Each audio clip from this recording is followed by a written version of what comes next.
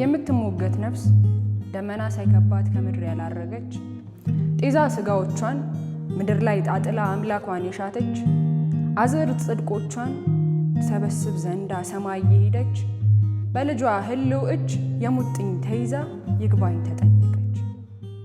ልጅት ታለቅሳለች፣ ምንሽ ነኝ እያለች ትነፈርቃለች።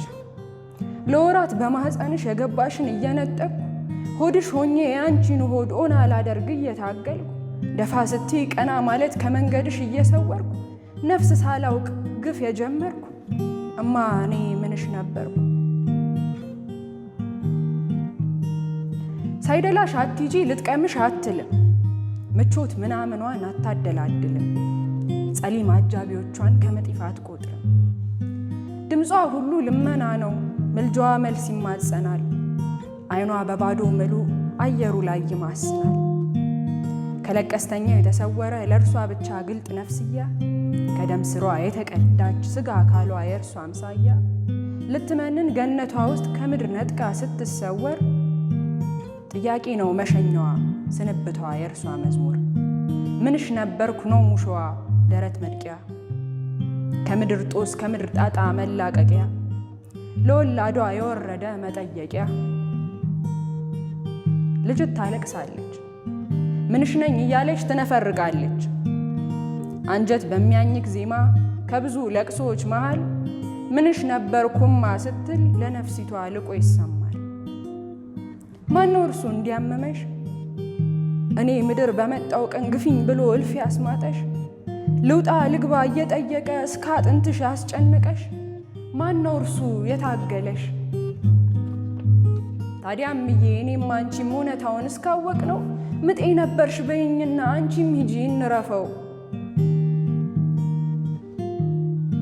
ጉርምስና አሳብጦኝ ከኩዮቼ ሌት ስላፋ ጨረቃን ብርሃንሽ አድርገሽ በአገኛት ትንሽ ተስፋ ከሞቀ ቤት አስወጥቶ መቀነትሽን ያስቋጠረ በጠፍ ጨረቃ በሰፈሩ እስክትዚህ ያስዳከረ ከኔ በቀር ማን ነበረ? ታዲያም እኔም አንቺም እውነታውን እስካወቅ ነው ድካሜ ነሽ በይኝና አንቺም ሂጂ እንረፈው። ሰው ሊሰለቅጥ ጥርስ ጥፍሩን ባሰላበት ለሆድ መኖር ጉልበት ሰልቦት እልፍ አላፍ በሞተበት በራብ ዘመን በዚህ ዓመት አፍላ ጥርሴ አይችልምና ያለችንን ትንሽ ጥሬ ከምራቅሽ እየታገልሽ በአንቺ ጥርሶች ሰባብሬ ምራቅሽን ስትውጪ ያኘክሽውን እየዋጠ ጉልበትሽ ላይ እጉያሽ ስር የትኛው ሰው ተቀመጠ?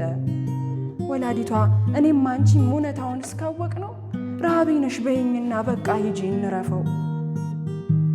የኔ ወገብ ያኔ ታሞ ያንቺ ወገብ ተቋጠረ፣ ርዝመቴ እንዲለካ ያንቺ ቁመት ተመተረ። ሆዴ ታሞ የጠጣሽው መራር ኮሶ ትዝ ይልሻል? ህመሜ ነሽ በይኝ እንጂ እናቴ ሆይ ምን ሆነሻል? ስጋት ሰቀቀንሽ እንጂ ወጣትነትሽን ያወደምኩ ካልቃፍሽ ይውጣ ንገሪኝ እማ እኔ ምንሽ ነበርኩ? ጻዳ አይኗ ደፍርሷል ግን አሁንም ታፈጣለች። ጉልበት ከድቷት ብትወድቅም የእናቷን ነፍስ ትይዛለች። ቃል ሲጠፋት በአይኖቿ ትለማመጣት ገብታለች። ድንገት ከቅጽበት በምታንሳፍታ እናት ከልጅ ህላዌ ከአእምሮዋ ጓዳ ገብታ ከጥያቄው የሚልቅ መልስ ከሰው መሆን የሚዋሰን ልብስ አድርገን ብንለብሰው ልብስ አድርጎ የሚለብሰን እውነትን ተናግራ አዝርት ጽድቆቿን ትሰበስብ ዘንዳ ሰማይ ቤት ሄደች። በልጇ ህልው እጅ የሙጥኝ ተይዛ እየተጠየቀች ጤዛ ስጋዎቿን ምድር ላይ ጣጥላ አምላክ ስለሻተች የምትሞገት ነፍስ ደመና ሳይከባት ከምድር ያላረገች። መልስ ማይታበይ የማይቀና የሚጸና በፈተና ታጋሽ ብርቱ ኃያል ምስጉን ይቅር የሚል ጥፋት ጥጉን ፍቅር ይሉት ምጤ ነበርሽ ፍቅር ይሉት ድካም ራቤ የፍቅር ህመም ስጋቴ ነሽ የሌት ህልሜ ቁም ሐሳቤ ፍቅር ስቦት ለወረደ 6000 ግርፋቱ የሾህ አክሊል ለስቅለቱ 13ቱም ህማማቱ ያፈቀረው የሰው ልጅ ነው በፍቅር ቤት ሲመሰጠር። ሲፈቀር ነው የሚታመም ሕማማት ነው ሰው ሲፈቀር። እናማ የኔ ልጅ ለፍቅር ሲባል የተራብኩት የፍቅር ውስጥ ሰቀቀኔ ነፍሴ ትረካበት እንደው እንጂ ጨልሞብኘቱ ቀኔ።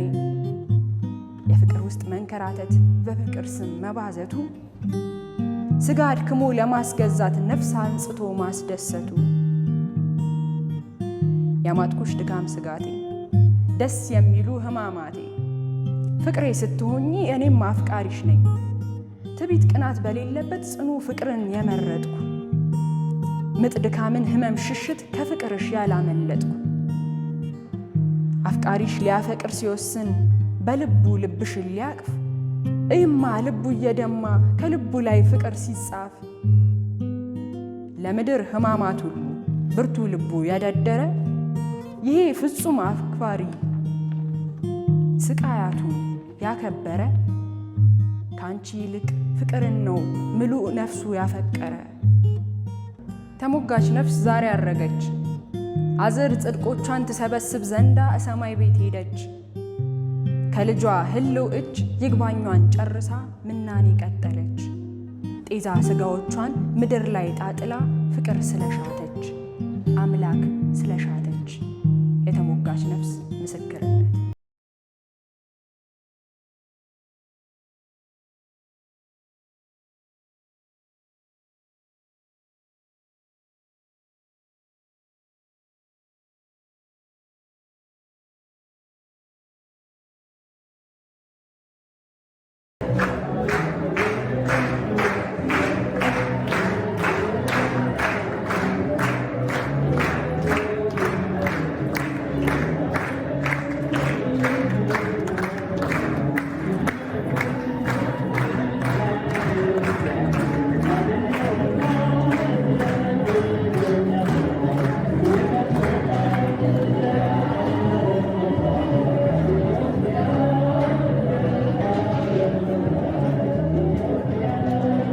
በመጀመሪያ ደረጃ ዶክተር ሮዳስ ታደሰ ጥሪያችን አክብረ እዚህ ስለመጣ በለባዊ ትምህርት ቤት ሰላምታዬን አቀርባለሁ።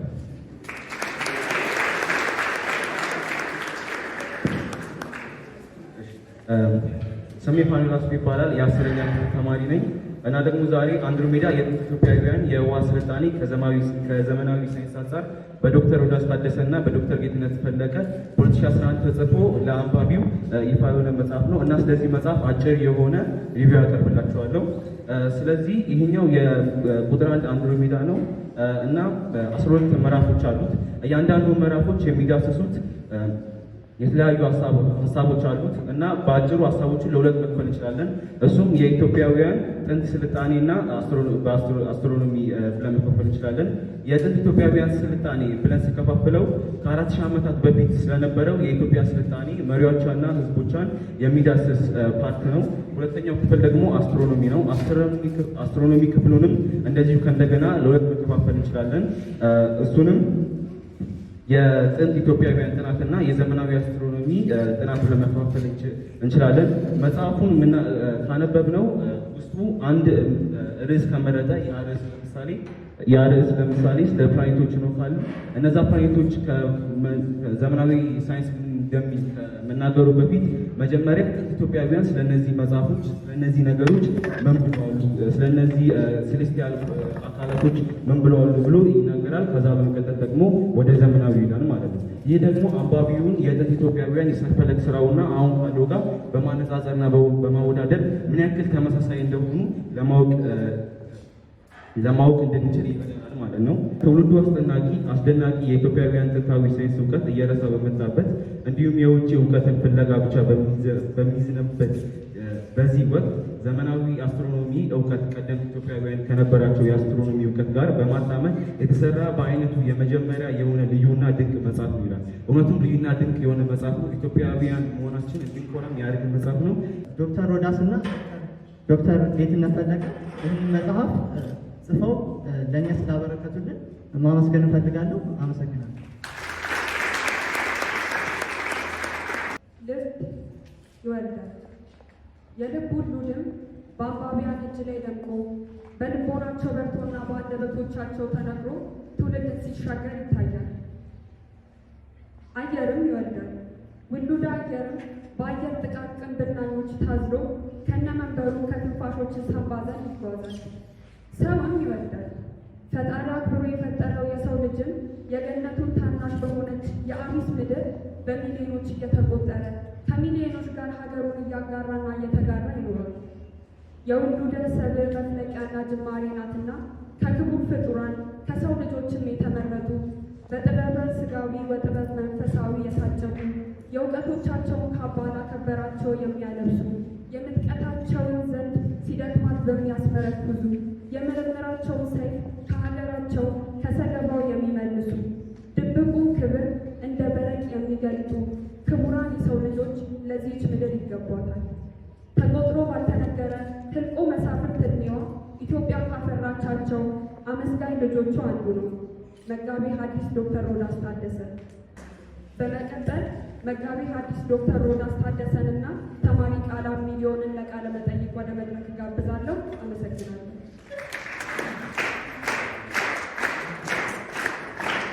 እፎ አልክሙ ክቡራን ወክቡራት አርድእት ወመምህራን እንደምን ዋላችሁ? እንደምን ዋላችሁ? በይነ ዘተውበኒ ዝፈቃደ ከመ እግበር ቃለመጠይቀ ምሳሌከ እሴብል። በመጀመሪያ ዶክተር ሮዳስን ቃለመጠይቅ ለማድረግ እድል ስለተሰጠኝ ከልብ አመሰግናለሁ። እንኳን በደህና በሰላም መጽሐፍ አበቤተ ትምህርት ለባዊ እንኳን ወደ ለባዊ አካዳሚ በሰላም መጣ። አመሰግናለሁ። ወደ ለባዊ አካዳሚ በመምጣቴ የተሰማኝን ደስታ እናንተን ደስ የምትሉ ወንድሞችን እህቶችን በማግኘቴ የተሰማኝ ደስታ እጅግ የላቀ ነው። ስሙ ራሱ ደስ ይላል። እድሜ ለባዊ ሳይሆን ለባዊ የሚባለው በጠበቅ ይላል። በግዕዝ ቋንቋ ለበወ ማለት አስተዋለ ማለት ነው። ለባዊ ማለት ደግሞ አስተዋይ ማለት ነው እና በአስተዋዮች መሀል መቀመጥ በጣም ቢከብደኝም ነገር ግን ተገኝቻለሁ። ከልቤ እንደማከብራችሁ አስቀድሜ እገልጻለሁ። ስለ ራስ መንገር ይቻላል፣ ነገር ግን ጥርምጥን ባለ አቀራረብ ብናገር መልካም ይመስለኛል። እኔ እንግዲህ የተወለድኩት አዲስ አበባ ነው። ቀበና የሚባለው ቦታ ላይ የተወለድኩት የአዲስ አበባ ልጅ ነኝ ማለት ነው። ሁለት አይነት ትምህርቶችን ነው የተማርኩት። አንደኛ አንድ ትልቅ ፈላስፋ ምን ይላል? የጥንቱን የአባቶቹን ታሪክ ትምህርት ያላወቀና ስር የሌለው ዛፍ አንድ ነው ይላል። ዛፍ ካለ ስር አለና ስርን ማወቅ ተገቢ ስለሆነ ጥንታዊውን ትምህርት ተምሬያለሁ። በሚገባ ነው የተማርኩት። ዝም ብሎ ነካ ነካ በሚል አይደለም። እስከሚገባው ድረስ በተለይ ትልልቅ ሊቃውንት የነበሩባት ታይካ ነገሥት ዋታ ለማርያም የምትባል ትልቅ ገዳም አለች። እዛ እንግዲህ የግዕዝ ትምህርትን የቅኔ የሚባል ትምህርት አለ። ሰምታችሁ እንደሆነ አላውቅም፣ አሁን ካልከው ጋር ማለት ነው። የትርጓሜ ትምህርትን እዛን የተማርኩት። ሌላው በጣም ከሚያስደስተኝ ከተማርኩት ውስጥ የጥንት የኢትዮጵያ ስነፈለክን ትምህርት ወይም አቡሻህር የሚባል ትምህርት አለ። ቀደምት ኢትዮጵያውያን በጣም በጥበብና በእውቀት የተራቀቁ ስለሆኑ እስከ 6ኛው ማይክሮ ሰከንድ ያሰሉ ነበረ። ሳድሲት ይሉት ነበረ። ሐምሲት፣ ራብዒት፣ ሳልሲት፣ ካልኢት ተብሎ እስከ ኬክሮስ ድረስ የሚሰላውን እና ቢያንስ የ500 ከሳድሲት ከመጨረሻዋ ማይክሮ ሰከንድ እስከ 532 ትልቁ ቀመር ያለውን ትምህርት እዛ ነው በሚገባ ያጠናቀቅኩት። እዛም ደግሞ በከፍተኛ ማዕረግ ነበረ የተመረጥኩት ማለት ነው በጊዜው የትርጓሜ መምህር ሆኜ ጭምር። ከዛ እንግዲህ ያው ኤሌመንተሪ ንጋት ኮከብ፣ ሃይ ስኩል ኮከበ ጽባህ ያጠናቀቅኩት። ጥሩ የስፔሻል ክላስ ተማሪ ነበርኩኝ። ነገር ግን ቴዎሎጂውን የማወቅ ከፍተኛ ጉጉት ስለነበረኝ እስቲ እዛም ልቀላቀል ብዬ ቅድስት ሥላሴ ዩኒቨርሲቲ ገባው። እዛም የቢኤ ዲግሪን ወይም ባችለር ዲግሪን አጠናቀቅ በከፍተኛ ማዕረግ 3.8 ይመስለኛል፣ አላውቅም። እንደገና ፖስት ግራጁዌት ነበረ፣ እሱንም እዛ አጠናቀቅ። በ4 ነጥብ ነበረ ያጠናቀቅኩት። 8 ኮርሶች ነበሩ፣ 4ቱን ኤ ፕላስ 4ቱን ኤ ነው ያጠናቀቅኩት። ከዛ ድርሰት መድረሶችን ነበረ ያዝኩት። 23 መጽሐፍት አሳትሜያለሁ። ትልልቅ መጽሐፍት ናቸው። 622 ገጽ የያዘ አለ፣ ዝቅ ያለ አለ፣ አንድሮሜዳ አለ፣ ፍልስፍና አለ፣ ቴዎሎጂ አለ። ሌላው ቆይታ የአዲስ አበባ ዩኒቨርሲቲ ቆይታ ነው። አዲስ አበባ ዩኒቨርሲቲ እንግዲህ የሁለተኛ ዲግሪ እስከ ፒኤችዲ ያለው እዛ ያጠናቀቅኩት እስከ 3ኛ ዲግሪ ማለት ነው። በሚገባ ጥሩ ፊሎሎጂ ማለት በተለይ ጥንታውያን መዛግብትን የሚያጠና ሳይንስ ነው ማለት የጥንት ህዝቦች በሕክምና ዙሪያ ምን ብለዋል ሁሉንም ይዳስሳል ማለት ነው። በእጽዋት ቅመማ ሕክምናው ምን ብለዋል፣ በስነ ህይወቱ ምን ብለዋል፣ በስነ ፈለኩ ምን ብለዋል፣ ምን ጽፈዋል፣ ምን አስተላልፈዋል የሚለውን ማኑስክሪፕቶቻቸውንና መዛግብቶቻቸውን ሰነዶቻቸውን የሚያጠና ምርጥ ሳይንስ ነው። እዛ አጠናቀቅኩኝ። ከዛ ለተለያዩ ጥናቶች የተለያዩ ሀገራት ሄጃለሁ። ወደ 16 ሀገራት ጎብኝቻለሁ። ከሰሜን አሜሪካ ናሳ፣ ጉግል፣ ፌስቡክ ብዙ ትልቅ ሄድኳርተሮች ተጋብዤ ሄጄ እነዛን ቦታዎችም ለማየት ችያለሁ። ሀገሬንም በሚገባ ዙሪያ አይቻታለሁ፣ ዓለምንም አይቻታለሁ። ዛሬ ደግሞ በጣም ከሄድኩባቸው ቦታዎች ደግሞ ምርጡ ቦታ ለባዊ አካዳሚ ደግሞ ተገኝቻለሁ። ይህን ይመስላል።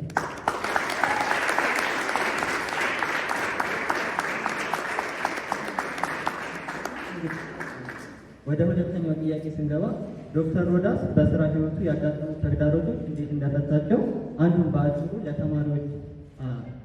ለተማሪዎች መማሪያ በሚሆን መልኩ ቢነግረን። መልካም። የነጻነት ታጋዩ ማርቲን ሉተር ኪንግ ምን ይላል? ብትችል ብረር ይላል፣ መብረር ካልቻልክ ሩጥ ይላል፣ መሮጥ ካልቻልክ ተራመድ፣ መራመድ ካልቻልክ ደግሞ ተንፏቀቅ፣ ግን ምን ቢሆን መሄድን አታቁም ይላል። እና ይህን ሁሉ ነገር ስንጓዝ እዚህ ደረጃ ስንደርስ ሁሉም ነገር የለሰለሰ መንገድ አልነበረም፣ አባጣና ጎርባጣም ነበረበት እና ያን ሁሉ በትዕግስት አልፌያለሁ። በተለይ ደግሞ ኢትዮጵያን ማገልገል መባረክ ነው ብዬ አምናለሁ። በአምላክ መባረክ ጭምር ስለሆነ ከሌላው ዓለም ይልቅ የመረጥኩት ሀገሬን ማገልገል ነው እንጂ በሌላው ዓለም መቀመጥም መኖርም ለእኔ ቀላል ነበረ። ኢትዮጵያን ሳገለግል ደግሞ እውቀትን ከማስተላለፍ ባለፈ ደግሞ የነፃ አገልግሎትን መስጠትም ተመሬበታለሁ። ጄቲቪ ላይ አንድሮሜዳን ስሰራ 2 ዓመት 5 ሳንቲም አልተቀበልኩም። በጣም ለሰው አይመስለውም እንጂ 2 ዓመት አንድሮሜዳ እነዛ ሁሉ ህፃናትን ሳወጣ ስናስተምር አዋቂዎችን ስንጋብዝ በነበረኝ ሂደት 5 ሳንቲም አልተቀበልኩም። ይሄን የተማርኩት እስራኤል ሄጄ ነው። እስራኤል በሄድኩበት ጊዜ አንድ ይሁዲ ለሀገሩ ለእስራኤል 2 ዓመት በውትድርና ካገለገለ በኋላ ነው ኮሌጅ የሚገባው ሌላ የስራ እድል የሚያገኘው። 2 ዓመት ነፃ አገልግሎት ሳይሰጥ ይህን ያደርገው። ስለዚህ ምን ብዬ የተመኘው አምላኬ ሆይ እኔም ወደ ኢትዮጵያ ስመለስ 2 ዓመት ነፃ አገልግሎት መስጠት አለብኝ የሚል ትምህርት ነው የተማርኩት። እዚህም በአግባቡ 2 ዓመት ፍሪ ሰርቪስ ሰጠው። ከዛ በኋላ ደግሞ አሁን ወደ ትልቁ ደረጃ ላይ ደርሰናል። ስለዚህ ምንም ነገር ቢያጋጥማችሁ ማርቲን ሉተር ኪንግ ያለውን አስቡ። ብትችሉ ብረሩ፣ በጣም ብረሩ። ጊዜ የለንም፣ ብዙ ነገሮች እያለፉን ነው። መብረር ካልቻለ ደግሞ መሮጥ አለብን። መሮጥ ካልቻለ መራመድ አለብን። ባንችን መንፏቀቅ አለብን። በሚሆነው ነገር ሁሉ በሚገጥማችሁ መሰናክል ሁሉ መቆም የለባችሁ፣ መንቀሳቀስ እንድትችሉ ከኔ ከህይወቴ ተሞክሮ ብዙ አቀርባለሁ እና መጽሐፍ ተሳሳትን ምን ስል ይሄ ሁሉ ዝም ብሎ የለሰለሰ ነገር አልነበረም። አሁን ነው የሆነ። ስለዚህ ያለምንም መከራ የሚገኝ ጸጋ ስለሌለ መከራውን እየተጋፈጣችሁ ግን ወደፊት እንድትሄዱ ለሀገራችሁ ደግሞ በጎ ነገር እንድታበረክቱ ያው ምኞቴ ነው።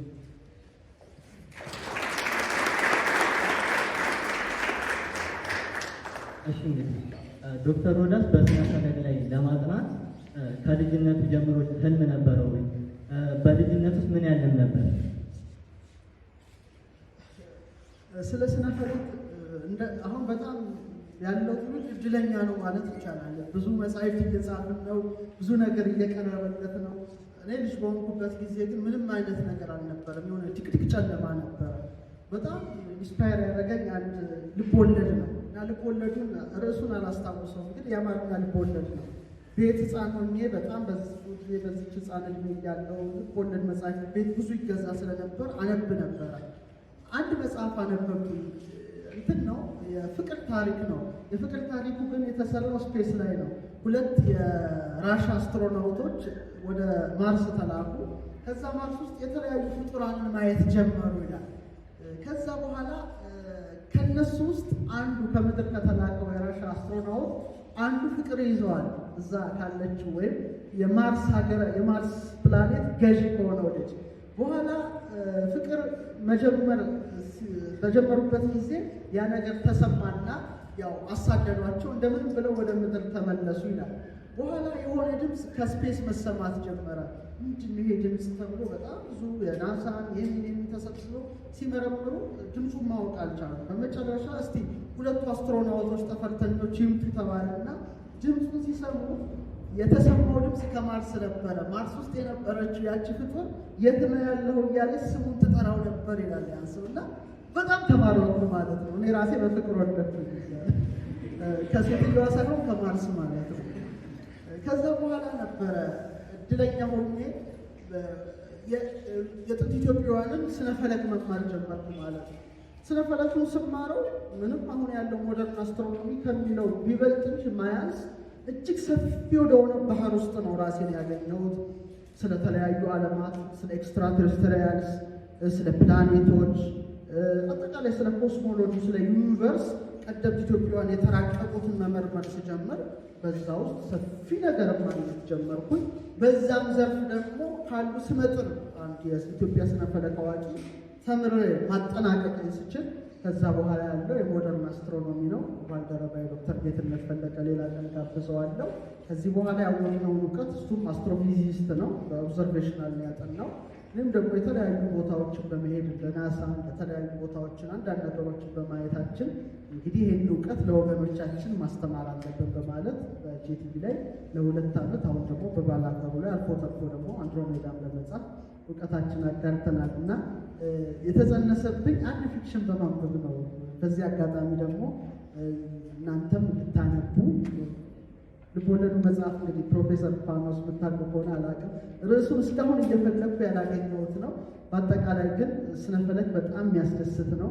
ብዙዎች እዚህ ከምትማሩት መካከል ብዙ አስትሮናውቶች፣ ብዙ አስትሮፊዚስቶች፣ ብዙ ፊሎሎጂስቶች፣ የኤንሸንት ኢትዮፒክ አስትሮኖመሮች እንደምትወጡ ሙሉ እምነት አለኝ። አመሰግናለሁ። ቀደምት ኢትዮጵያውያን ምን አይነት የስነፈለክ ምርምር ነበራቸው፣ ምን አይነት እውቀት ነበራቸው የሚለውን ነው መዳሰስላችሁ። ቅድም ስር የሌለው ዛፍ እንደሌለ ጥንታውያን ኢትዮጵያውያን እንዴት በስነፈለክ እንደተራቀቁ የሚያሳይ ነው። እንግዲህ እኛ ከተራቀቅን ወይም እኛ ከተመራመርን ወይም የእኛ ጻፍ ከጻፉት በበለጠ ስለኛ የተመራመሩት ስለኛ የሳሉት በጣም ብዙዎች ናቸው። ቶርዳ አንድሮሜዳን እንዲህ አድርጎ ስሏታል። እስካሁን የተሳሉ የኢትዮጵያ ማለት ሰዓሊያን እስካሁን የሳሉ ሰዓሊያን አንድሮሜዳን ሲስሉ አላየሁም። አሁን ግን በርካታ ሰዓሊያን ለእኔም ጭምር አንድሮሜዳን እየሳሉ በስጦታ እየሰጡኝ በመሆኑ ከፍተኛ አድናቆት አለኝ።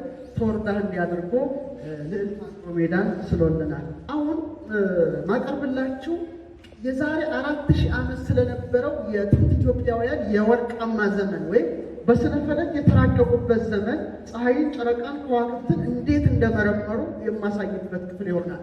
እንግዲህ በነክህቲ ካልንሶ 40 ዓመት ገዛ ከክርስቶስ ልደት በፊት ወደ 1930 ዓመት ይቀድማል። በመቀጠል የነገሰችው ንግስት ካሲዮፒያ ናት። ንግስት ካሲዮፒያ 19 ዓመት ነው ኢትዮጵያን የመራችው። ባሏ ሴፌዎስ ይባላል። ልጇ በጣም ቆንጆ የነበረችው አንድሮሜዳ ናት። 3ቱ ንጉሳውያን ቤተሰቦች ናቸው። እንግዲህ እነዚህ 3ቱ ንጉሳውያን ቤተሰቦች ስነፈለክን በመመርመር ብቻ ሳይሆን ህብራተ ከዋክብትን ለይተው በማወቅ የመጀመሪያዎቹ ስለነበሩ ሉሲያን የተባለው ስመጥር ሳይንቲስት ምን ይላል? ዘ ኢትዮጵያንስ ዌር ዘ ፈርስት ቱ ኢንቨንትድ ዘ ሳይንስ ኦፍ ስታርስ፣ የከዋክብትን ሳይንስ የጀመሩ ኢትዮጵያውያን ናቸው እና ለፕላኔቶችም ወይም ለህብራተ ከዋክብት ስያሜ የሰጡ ህዝቦች ናቸው ይላል እና ይሄ በጣም ጎልደን ኤጅ ወይም ወርቃማ ዘመን የምንለው በጣም ምርጡ ዘመን ነበረ። እነዚህ 3ቱ ንጉሳውያን ቤተሰቦች በተለይ መስከረም አዲስ ዓመት ከመሆኑ የተነሳ ሰማይ ላይ የሚወጡትን ህብራተ ከዋክብት መከታተል ጀመሩ። ምናልባት አንድ ቀን ወይ ጊዜ ካለኝ መጣና መሸት አድርገን ቴሌስኮፕ ወይ ባይናኩላር አድርገን እነዚህን ህብራተ ከዋክብትን በአይን ስለሚታዩ አሳያቸዋለሁ። 88 ተከፍሏል። 88 ክፍል አለው ህዋ።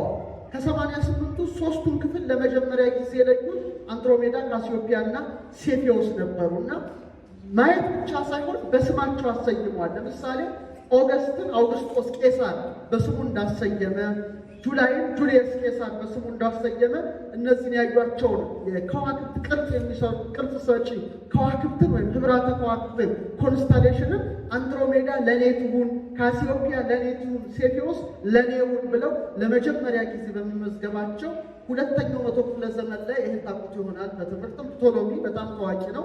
እስከሱ ዘመን 48 ደረሱ። እንግዲህ አስትሮኖሚ በጣም የሸንት ሳይንስ ነው። እሺ አሁን የመጣ አይደለም፣ ከክርስቶስ ልደት በፊት የነበረ ነው። አሁን ናሳ ምናምን ያመጣው እንዳይመስላችሁ። ፕላኔቶች የታወቁት ከክርስቶስ ልደት በፊት ነው እና 48 ኮንስታሌሽኖች ሲመዘግብ በኢትዮጵያዊቷ ግልት በአንድሮሜዳ ጀምሮ በሴፊዎስ በካሲዮፒያ ጀመረ፣ ሌሎቹንም በዝርዝር አስቀምጧልና ይሄ በጣም በጣም የሚገርም ነው። አሁን ይሄ ናሳ ወይም አይኤዩ እኔ አይኤዩ ላይ አባል ነኝ። አይኤዩ ማለት ምንድነው? ኢንተርናሽናል አስትሮኖሚካል ዩኒየን ነው።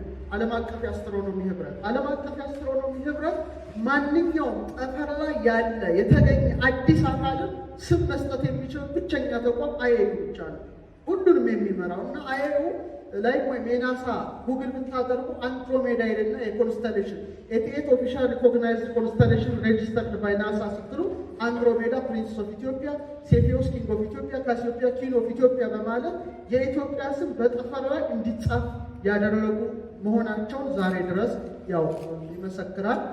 አሁን ናሳን ጨምሮ ትልልቅ ተቋማት ስፔስ ኤክስን ጨምሮ ሚሽናቸው ምንድን ነው?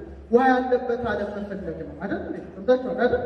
ለምንድን ነው የሚፈልጉት? እስኪ የሚነግረኝ ከእናንተ ጎበዝ። ሌላ ዓለም ውስጥ ህይወት ሊኖር ካለ ወይ ከሌለ ለመመርመር። ጥሩ። ሌላ አንድ ብቻ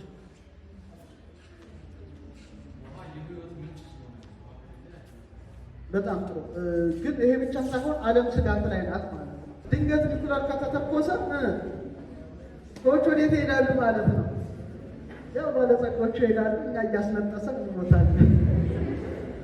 ሀገራት ለራሳቸው ዜጎች ያስባሉ። አሁን እናንተ በዛ ደረጃ ወደፊት እንግዲህ ከእናንተ ፕራይም ሚኒስቴር ሊሆን ይችላል፣ ፕሬዚዳንት ሊወጣ ይችላል። ስለዚህ ይህንን ራዕይ እንዲኖራችሁ እፈልጋለሁ። አንድ ሀገር ሄድኩኝ እና ሀገሩን አልናገርም፣ ሲያስጎበኝን ትልቅ ሪሰርች ሴንተር ነው እና የተቆለፈ በር አየሁ። እንዲህ ተቆልፏል እና ምንድን ነው ብዬ ስጠይቃቸው እዚህ ውስጥ አሉ በጣም የብዙ መቶ ዓመታት እህሎች ተከማችተዋል፣ የሚገባው ፋሲሊቲ ተሟልቷል። ይህን የተዘጋጀበት ምክንያት ድንገት ኒውክለር ቢተኮስ አንድ እብድ መሪ ቢጫነው የአደጋ ጊዜ ደወል ይደወላል። ይሄ በር ይከፈትና ሰው ምን ይሆናል? ወደ ውስጥ ይገባል። ቶክሲክ የሆነው መርዛማ ጭስም ምኑ ያስገባል?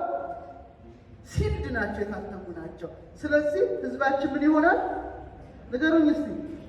ይተርፋል። ሀገራት እንዲህ ብለው ራዕይ የሚያዩ አመራሮች ይፈልጋል። ግልጽ ነው።